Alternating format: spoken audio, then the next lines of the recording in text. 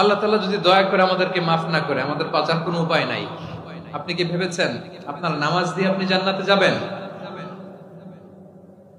আপনি তাহাজ্জুদ গুজার, সেজদা দিতে দিতে কপালে দাগ ফেলেছেন, এটা আপনারা জান্নাতে নেবে না। আপনি এলাকার সবচেয়ে বড় হাতেম তাই দানশীল, এই দানের ভরসায় বসে আছেন। কশিন কালো আমাদের নামাজ, আমাদের রোজা, আমাদের ইবাদত, এগুলোকে মিজানের পাল্লায় উঠালে কোনো ওজনই হবে না। তবে আমাদের একটা কৌশল জানা আছে, আমরা আল্লাহর রহমতের ভিখারি। আমরা সেদিন আগেই গুনার স্বীকৃতি দিয়ে দেব। আমরা বলবো, আল্লাহ তুমি প্রশ্ন করার আগে তোমার একটা কথা বলি, আমারে কিছু জিজ্ঞেস করো না, আমি সব করেছি।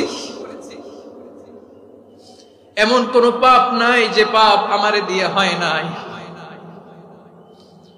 তোমার রহমত দিয়ে তুমি জান্নাতে পাঠাবা, তোমার দয়ায় জান্নাতে যেতে চাই, আমল দিয়ে না। পারবেন বলতে?